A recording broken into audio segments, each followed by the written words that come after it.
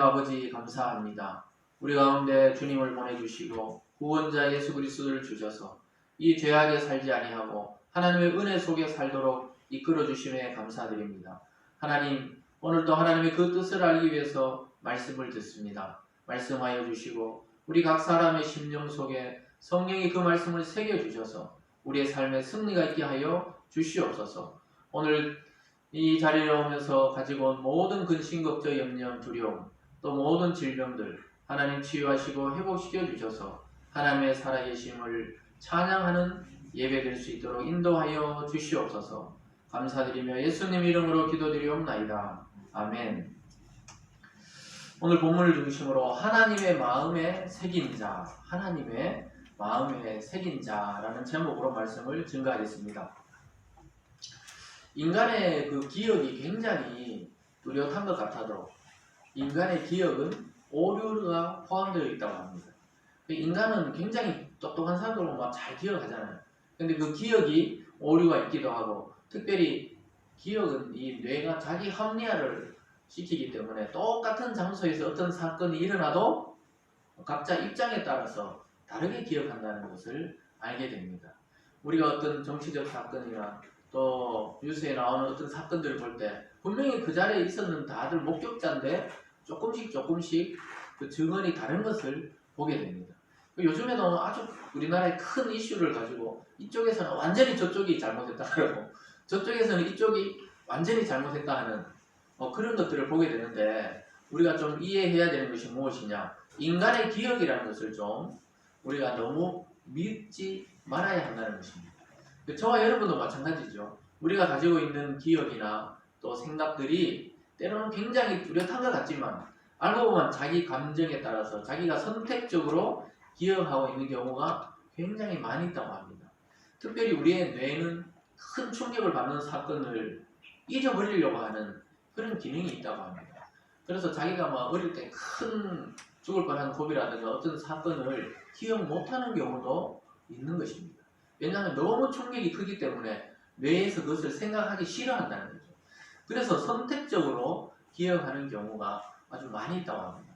그래서 우리가 어떤 일을 하거나 또 어떤 계획을 할 때 자기 생각대로만 하면은 반드시 실패할 확률이 많다는 것을 우리는 기억해야 됩니다. 왜냐하면 우리의 생각이나 기억이 자기 합리화를 많이 시키기 때문에 그렇습니다. 그래서 어쨌든 자기 자신은 확신하거든요. 왜냐하면 자기 자신만큼 자기를 고민하고 또 걱정하고 사랑하고 이런 사람은 없거든요. 자기 자신이 자기를 제일 많이 사랑하고 돌보고 생각한단 말입니다. 우리가 결혼을 해서 살아봐도 부부끼리도 굉장히 걱정을 하는 것 같지만 사실은 자기 스스로가 가장 자기에 대한 고민과 걱정과 근심을 많이 한다는 것을 알게 됩니다. 그래서 예전에 어른들, 인생을 오래 산 한 80대, 90대 이런 어른들 만나서 물어보면 대부분이 아이고 목사님요 내 인생을 이야기하면 책으로 내도 지금 몇 번이 나옵니다. 이런 이야기를 대부분 하더라고요. 그분들이 책을 다 썼으면 우리나라의 책이 수만 권이 됐겠죠. 그래서 은퇴 권사님이나 또 원로 장로님이나 이런 분들 교회의 역사를 오랫동안 이렇게 보았던 분들은 내가 여기 우리 교회의 역사를 이야기하려고 하면 책으로 펴내도 부족합니다. 이런 이야기를 한단 말이에요. 그래서 또 인생의 어려움을 많이 겪었던 노년에 있는 분들의 이야기 들어보면은 다른 사람은 내 마음 모릅니다. 이런 이야기를 대부분 해요. 아주 특징적인 게 전부 다 거의 열이면 열 연세 드신 분들이 너무 목사님 내 마음 모릅니다. 자식들도 모르고 아무도 모릅니다. 이렇게 이야기하는 것을 거의 100% 들어요. 그래서 물어보면은 특히 10월에서 계속 생활했던 어른들 보면 전혀 이 공부에 대해서 학교 교육에 대해서 전혀 무지해도 자기 자신에 대한 것은 아주 뛰어나게 기억하는 것들을 보게 됩니다. 그래서 책을 몇 권 쓸 수 있다고 그러고 아무도 내 마음 모른다 그러고 이런 말을 다 합니다. 그런데 우리가 조금씩 세월이 가보니까 그게 무슨 말인지 알겠어요. 왜냐하면 우리의 감정이나 기억을 말로 표현하는데 한계가 있을 때가 많아요. 이 언어라는 것도 한계가 있단 말이에요. 우리의 어떤 복합적인 감정을 딱 드러내면은 언어라는 그 안에 담기에는 너무 부족해. 자기가 경험한 것들이. 그만큼 사람들은 자기 자신에게 관심이 많습니다. 근데 이렇게 관심이 많고 자기를 사랑하고 자기의 애착이 있지만 인간에게 위험성은 뭐냐 하면 내일을 모른다는 거예요. 우리의 미래를 자기 자신이 컨트롤할 수 없다는 것이 인간에게 가장 큰 위협으로 다가오고 있습니다. 그래서 우리 미래를 알 수 없다는 것이 때로는 우리 스스로를 좌절시킬 때가 많습니다. 그래서 하나님께 의존적일 수밖에 없도록 원래 하나님은 인간을 그렇게 창조했어요. 하나님의 형상대로 하나님과 동행하고 의존하고 같이 살도록 인간을 만들어냈는데 인간의 죄로 인해서 하나님과 멀어지다가 보니까 하나님과 같이 하는 방법을 모르니까 의존하는 방법을 모르니까 늘 불안한 겁니다. 늘 고통스러워요. 늘 내일이 걱정됩니다. 어떻게 될지 모르는 거예요. 왜냐하면 우리의 미래가 어떻게 될지 지금은 뭐 좀 건강한데 내년은 어떻게 될지 지금은 좀 뭐 그래도 먹고 살만한데 내년은 어떻게 될지 이 사람들이 미래에 대해서 전혀 감을 잡을 수 없는 거예요. 우리가 이 코로나가 터지면서 더욱더 미래에 대한 불확실성이 커졌다 이렇게 대부분 말하고 있습니다. 그래서 올해 넘기고 내년까지 이래 되면 막 장사를 그냥 접어줘야 되겠다 때려치워야 되겠다 이런 사람들이 굉장히 많더라고요. 왜냐하면 뭐 세가 수입보다 더 많이 나가니까 못 견디겠다 이렇게 말합니다. 여러분 이처럼 우리는 한치 앞도 모르는 것이 사실은 인간의 이 참 크나큰 이 좌절과 불행입니다. 죽음 이후는 더더구나 우리가 어떻게 할 수가 없는 거예요. 내 의지로 변화시킬 수 없는 것들에 대해서 사람들은 항상 불안해합니다. 여러분 오늘 이렇게 멀쩡하지만 내일 어떻게 될지 사람은 모른단 말이에요. 주위에서 보면 알잖아요. 이따가 보면 저희 나이에도 뭐 저희 친구들 중에도 뭐 갑자기 쓰러져가지고 지금은 많이 회복돼가 이제 거의 다 낫지만은 그런 경우들이 있거든요.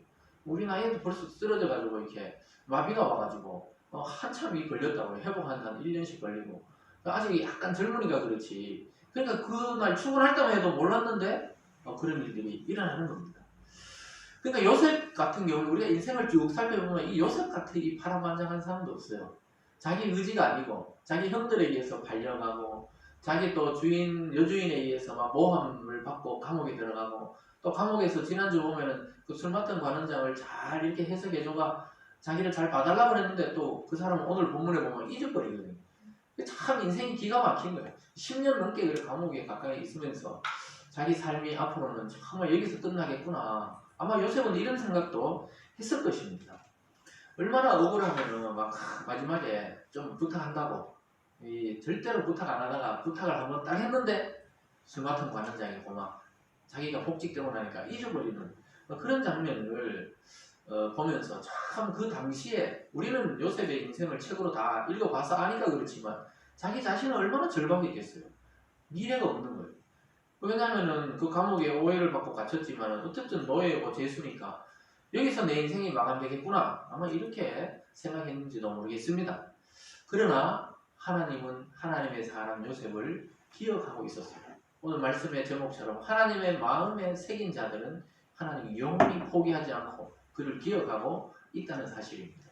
저와 여러분이 바로 그리스도 안에서 하나님의 마음에 새긴 자들이라는 것을 기억할 수 있는 오늘이 되기를 주님의 이름으로 축원합니다.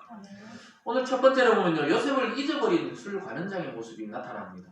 우리 지난주에 살펴봤을 때 술 관원장이 너무 답답했는데 요셉이 근심 있는 얼굴을 딱 보고 무슨 일 있습니까? 그러니까 막 둘 다 똑같은 날 우리가 꿈을 꿨는데 풀어줄 자가 없다 이러니까 아유 하나님께 해석이 있지 않느냐고 그러면서 자기한테 이야기해라. 이러니까 술 맡은 관원장이 쫙 이야기했어요. 막 세 가지가 나오고 열매를 맺고 거기 즙을 짜가지고 내가 바로의 손에 바로 드렸다. 이렇게 하니까 요셉의 해석이 아주 좋은 꿈입니다. 3일 뒤입니다. 세 가지는. 그리고 복직되고 다시 전에 하던 일을 회복해서 왕에게 술을 올리는 집을 회복할 겁니다. 그 오늘 본문에 보면은 제가 읽어드리진 않았지만 이 떡 맡은 관원장도 해석이 비슷하잖아요. 꿈이. 자기도 3일 뒤에 복직되는가 보다. 이렇게 하고 꿈 내용을 쫙 이야기합니다. 그래서 꿈을 꿨는데 자기가 막 떡 세광비를 탁 이고 있었는데 그 머리 위에 탁 이고 있었는데 자 왕인데 가야 되는데 갑자기 새가 와서 막 쪼아 먹더라. 이런 이야기를 쫙 해줍니다. 왜냐하면 앞에 있는 사람의 해석이 좋으니까 자기가 얼른 이야기하는 거예요. 그러니까 근심이 사라진 것처럼 딱 보였어요. 근데 아주 놀랍게도 요셉의 해석은 술 맡은 관원장과는 완전히 반대로 똑같은 것은 3일 뒤라는 것. 3일 뒤에 얼굴을 들고 왕 앞에 선다는 것은 똑같은데 당신은 극형에 처해져서 죽게 될 것이다. 이렇게 말합니다. 우리가 읽었던 앞쪽 40장 18절 19절에 오면 요셉이 이렇게 대답합니다. 40장 18절 19절입니다. 요셉이 대답하여 이르되 그 해석은 이러하니 새 강줄이는 사흘이라. 지금부터 사흘 안에 바로가 당신의 머리를 들고 당신을 나무에 달리니 새들이 당신의 고기를 뜯어먹으리다 하더니. 이야, 이 떡 같은 관원장의 그 떡은 떡이 아니었어요. 이 사람의 살점이에요. 살점. 그 살점을 새가 와서 막 뜯어먹는다는 게 나무에 높은 옛날에 그 짱떼 같은 데 달거든요. 그거 보면 에스더서에도 보면 막 길게 하만을 막 높은 짱떼에 달잖아요. 거기서 죽여가지고 짱떼에 달아놓으면 그 묻어주는 거야 되는데 가장 극혐은 뭐냐? 그렇게 해놓고 그냥 새들이 와서 쪼아먹고 먹이 쫓듯이 살을 쪼아먹을 것이다. 극혐에 처해진다. 이렇게 이야기하고 있습니다. 여러분 드디어 3일이 지나가고 요셉의 해석대로 3일 뒤에 왕이 그들을 불러요. 마침 그날이 왕의 탄신일이었습니다. 그 당시에 이 황제들은 큰 잔치를 베풀어요. 국가적으로.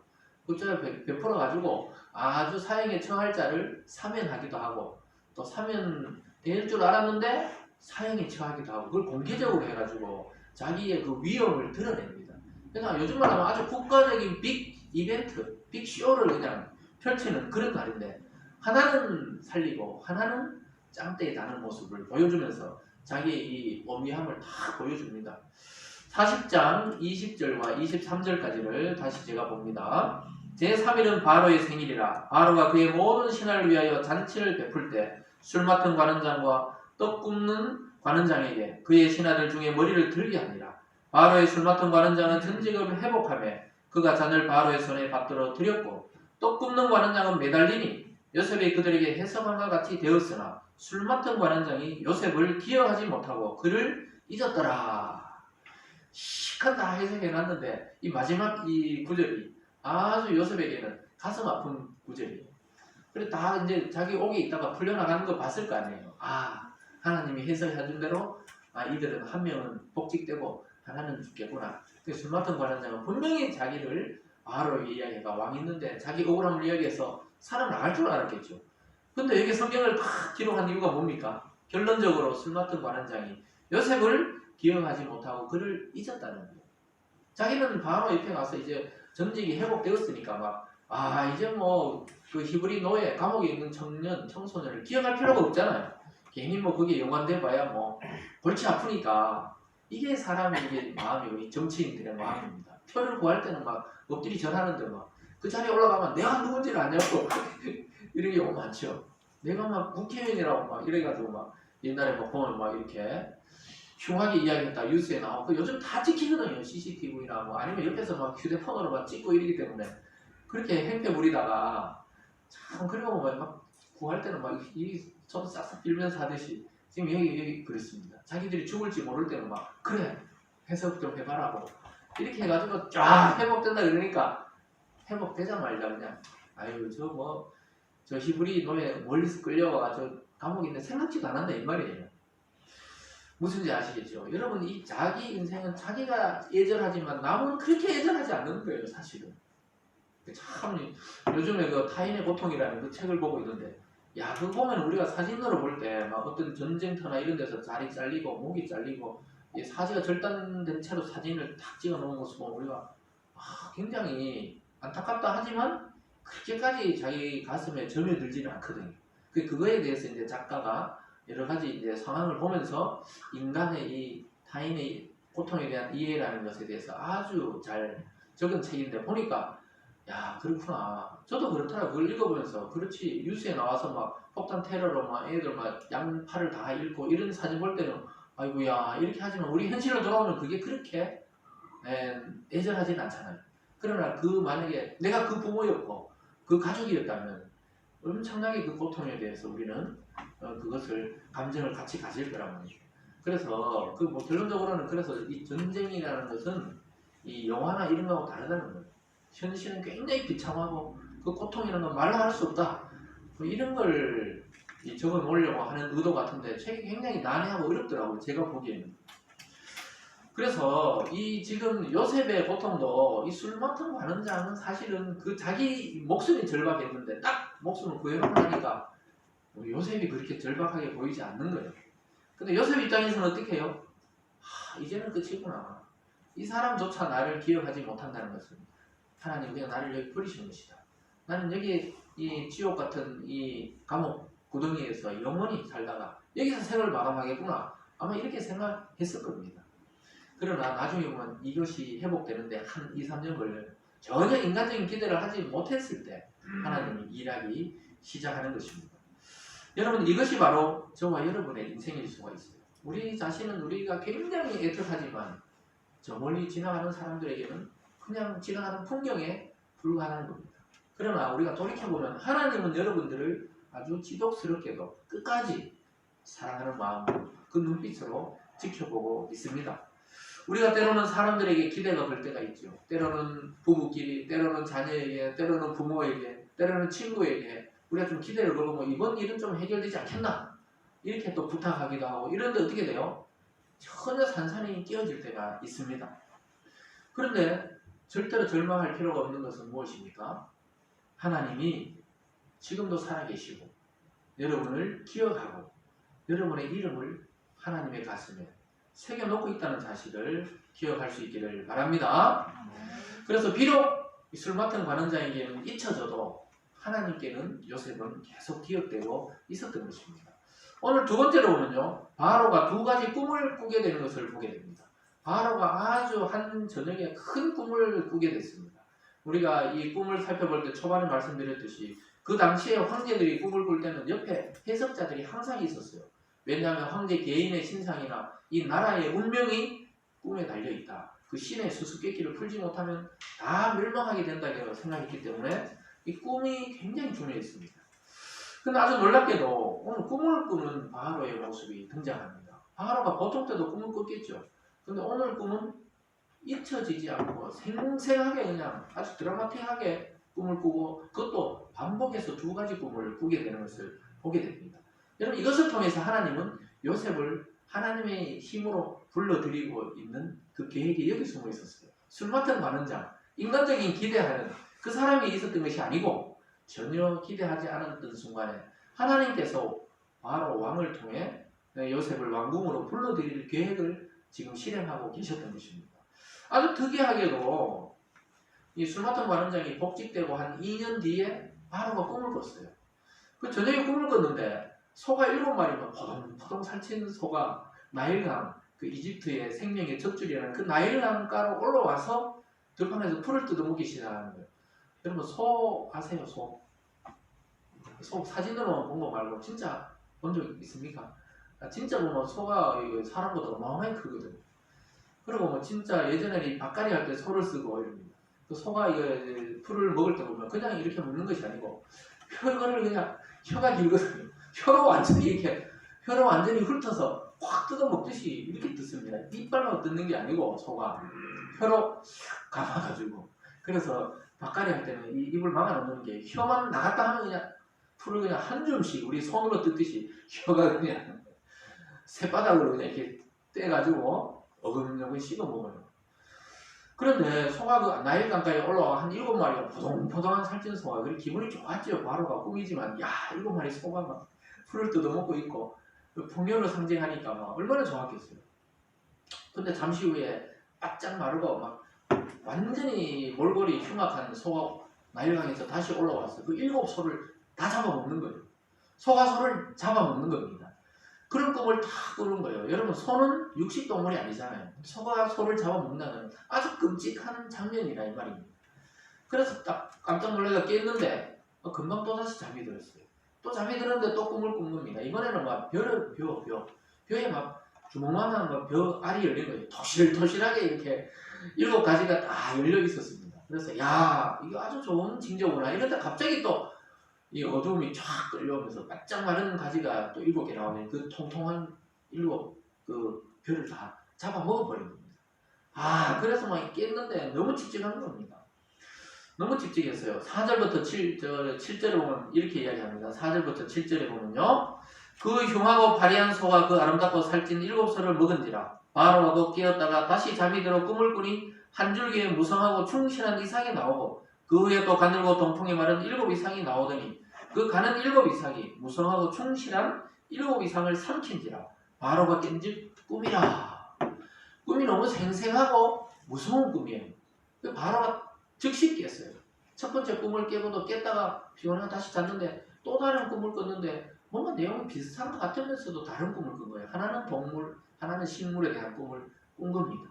그리고 눈을 딱 떴습니다. 2번 연속 꿈을 꿨다는 것은 그 당시의 사람들은 반드시 이루어질 일이라고 이렇게 얘기했어요.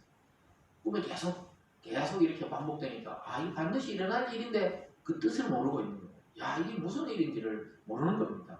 이 다니엘 때도 보면은 그 느부갓네살 왕이 이 꿈을 꾸고 사람들이 다 물어봐도 모르는데 다니엘이 쫙 풀거든요.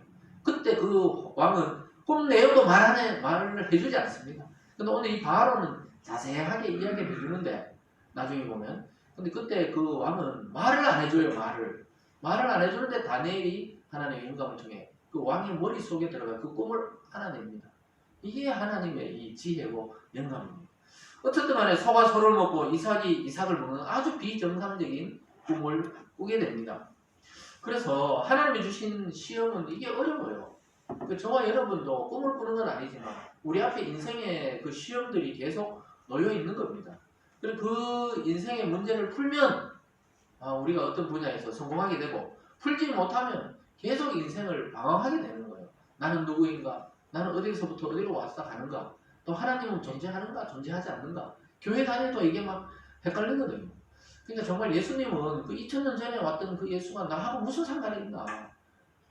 자기도 구원 못하고 십자가에 죽은 거 아닌가? 이런 고민이 막 든단 말이지, 젊을 때. 나이 들어도 마찬가지고요. 그래서 어쨌든지 나는 어떤 일을 해야 되고 어떤 사람을 만나야 되고 또 어떻게 살아야 되는지 이 인생의 문제를 풀면 사는데 풀지 못하면 영원히 방황하다가 나이 들어서도 방황해요. 그러다가 어떻게 됩니까? 어느 날 갑자기 딱 죽어버립니다. 인생을 못 풀고 허무하게 끝나게 되는 겁니다. 그래서 바로는 반드시 풀어야 된다. 이건 신의 수수께끼다. 사실은 하나님이 요셉을 위해서 준비한 꿈이지. 그리고 바로를 통해 또 요셉을 통해 수십만 명의 사람을 구원할 하나님의 계획이 있었어요. 나중에 보면 이것이 흉년으로 이어지거든요. 7년의 흉년이 오거든요. 그 당시에 7년의 흉년이면 다 죽습니다. 사실 그 지방 사람들이. 하나님은 거기에 대해서 구원할 계획을 가지고 계셨어요. 하나님이 어떻게 보면은 바로와 애굽 사람들도 하나님이 사랑하셨던 거죠. 그래서 지혜 있는 무당 점술과 점쟁이 똑같은 말이네요. 점쟁이나 점술 이런 사람 다 불러요. 막 다 불러가지고 다 꿈을 해석해보라 이럽니다. 근데 아무도 해석을 못해요. 8절을 같이 읽어볼까요? 41장 8절입니다. 시작. 아침에 그의 마음에 번민하여 사람을 보내어 애굽의 점술가와 현인들을 모두 불러 그들에게 그의 꿈을 말하였으나 그것을 바로에게 해석하는 자가 없었더라. 이게 문제예요. 우리 지난 시간에도 이 두 신하가 꿈을 꿨는데 해석할 자가 없었더라. 이게 문제입니다. 항상 왕도 꿈을 꿨는데 전국에 이 애굽이 그때는 가장 큰 제국인데 전국에 유능하다는 점쟁이란 점쟁이를 다 불렀는데도 안 되는 거예요. 요즘도 막 보면은 믿지 않는 자들은 막 여기 찾아가고 저기 찾아가고 가야산, 지리산 뭐 다 찾아가더라고요. 이 가야산에 유명하다면 가야산으로 가고 뭐 그런 데가 있는가 봐요. 사람들이. 저는 태국 내려오니까 뭐 가야산에 유명한 사람이 있다 그러고 가야산에 가고 또 지리산에 가면 또 누가 있다 그러면 또 거기 가고 또 유명하다 하면 물어보더라고. 가서 물어봐야 되니까 그만큼 자기 인생에 답답함이 있다는 것을 우리가 좀 이해할 필요가 있어요. 그러니까 해석할 사람이 없는 거예요. 여러분도 그랬죠. 우리 주님 만나기 전에 예수 그리스도를 만나기 전에는 내 인생이 어디로 갔다 어디로 가는지 막 방황했을 거예요. 젊은 애들은 젊은 사람들대로 또 중년은 중년대로 노년은 노년대로 막 방황을 하는 겁니다. 이것이 맞는지 저것이 맞는지 정답이 없으니까.